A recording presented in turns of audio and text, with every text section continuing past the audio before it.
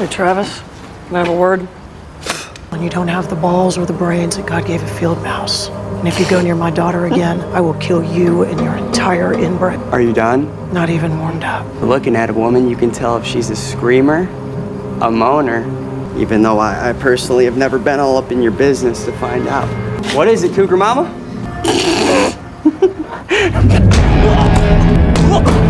What the hell? Get up! Bite me, bitch! All right, you bitch! Yeah, I'm just Call getting the started. cops! It'll be the last thing you ever do.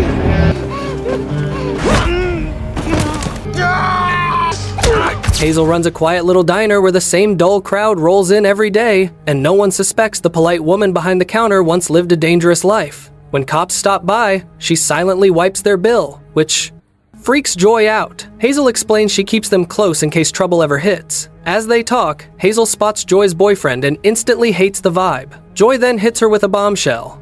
"Give me my whole college fund so I can leave Vegas with him." Hazel shuts it down fast, saying she earned her life on her own and Joy should too. She warns the guy as bad news, but Joy fires back, ending the fight by saying she'll move out with him anyway. Later, Joy snaps on a man who can't pay his bill, thinking he's scamming her, but Hazel steps in. He admits he's homeless, so she offers him a dishwashing job and a place to stay. His name is Elliot. Meanwhile, Joy's boyfriend keeps pressuring her for money, and when she refuses, he pushes harder. The next day, Hazel spots Joy returning with huge sunglasses and instantly knows something's off. She pulls them off and freezes at the sight of a dark bruise around her eye. Joy tried to explain it was her boyfriend's fault and begged Hazel not to hurt him because his family was dangerous, but Hazel wasn't hearing a thing. Fueled by pure rage, she went home, changed into something fierce, and grabbed the gun hidden under her bed. Meanwhile, the boyfriend was chilling at an auto shop, laughing with a friend, totally clueless that Hazel was already coming for him. Hazel stormed in and demanded a private talk. He mocked her in front of his buddy, so she dropped him with a punch and a brutal kick. When the mechanic stepped in, she blasted him with pepper spray. With the boyfriend bleeding, she pulled her gun.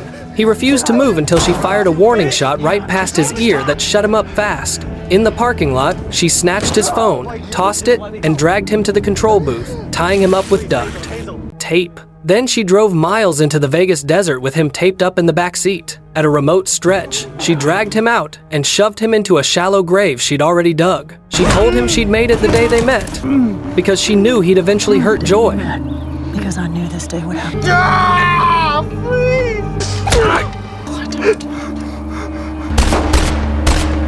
Then she shot him and walked off without looking back. The next morning, Joy kept texting him with no response. Panicked, she confronted Hazel, but Hazel stayed calm and lied, saying he'd left the city after an argument.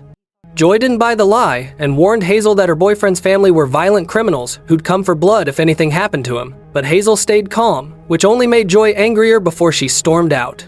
Elliot stepped in to comfort her, but they quickly noticed a strange man taking photos of him from afar. Hazel rushed out to confront him, but he bolted. On her way back, she found Elliot in the kitchen acting normal even, though he'd clearly been shaken. That night, Elliot woke from a nightmare and tried to sneak away with his bags, but Hazel caught him. When she asked about the man with the camera, he claimed he knew nothing, even though his face said he was hiding plenty. When Hazel pushed him to explain his past, he said he'd talk only if she shared her secrets too. She refused, and he quietly walked out. After he left, Hazel spotted the same man still lurking and snapping photos. She waited until he drove off, tailed him to a rundown motel, broke into his room, and knocked him out cold.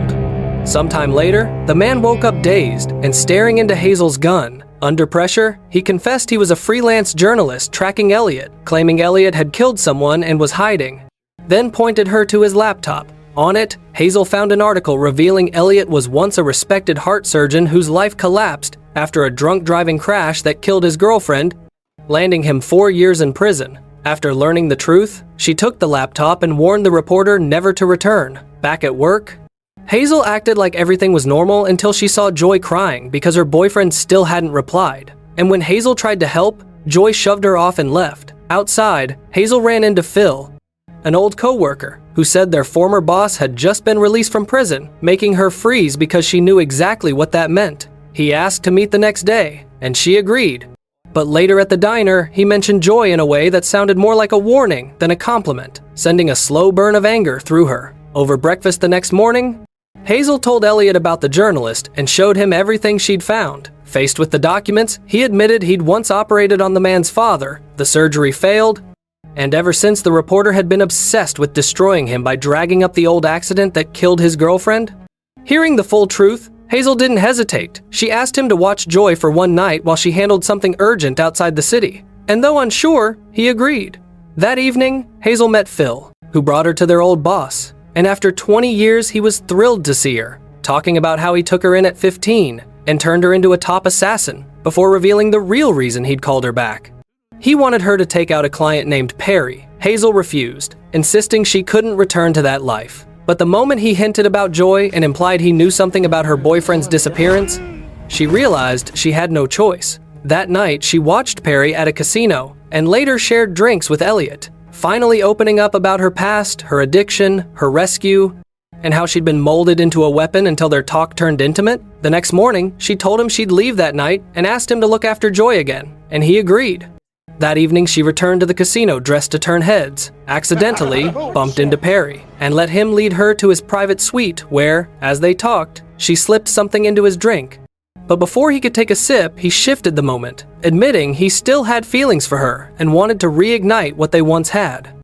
Perry's sudden confession rattled Hazel. Just as he lifted the glass, she grabbed it and kissed him, throwing him completely off balance. Before he could question anything, a knock at the door interrupted them, giving her the chance to hide the drink. When he came back, they kept kissing and agreed to meet again. Later, Hazel slipped back into the diner, blending into routine beside Elliot, who calmly kept washing dishes. What she didn't know was that Elliot was actually an undercover agent working for her old boss, assigned long before his release to track her every move. At the diner, a cop mentioned a spike in missing teenage girls, and when Hazel asked her cook about it, he denied knowing anything, while the officer reminded her to report any leads. Phil then showed up, warning her that Perry was planning to leave town, and if she didn't act now, Joy could be in danger. Frustrated, Hazel walked off until Elliot found her, and she quietly asked him to watch Joy again because she'd be leaving soon. Even as he hugged her, she stayed distant, and moments after she walked away, he texted the boss confirming she'd moved that night. Before leaving, Hazel checked Joy's room one last time. She later met Elliot to say she was heading out, and though he tried to stop her, she stood firm. This was something she had to handle alone. The second she left, he called the boss to update him. Hazel reached the hotel, loaded her gun, and stepped into the elevator ready to confront Perry. At the same time, Perry opened a mysterious package and froze at the photo of Joy, instantly realizing she was his daughter from his old relationship with Hazel. Still shocked, he was blindsided again when his wife suddenly walked in, forcing him to pretend the whole setup was just a romantic surprise.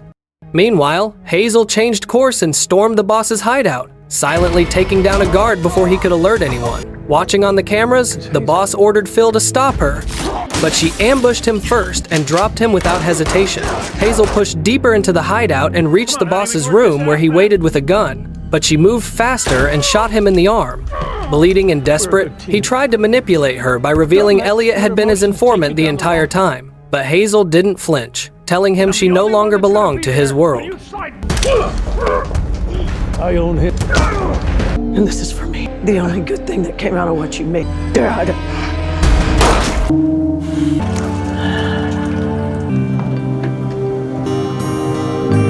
Joy's boyfriend dragged her inside the diner, whispering that more men were coming, and Hazel forced herself to stay conscious long enough to warn him to protect Joy.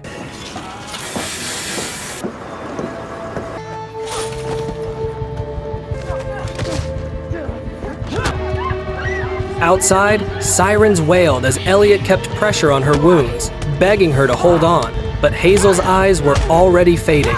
Meanwhile, the abductors sped off with the girls, leaving the street in chaos. As paramedics arrived, Elliot refused to let go, terrified she wouldn't make it, while Hazel, barely breathing, whispered Joy's name before slipping into unconsciousness.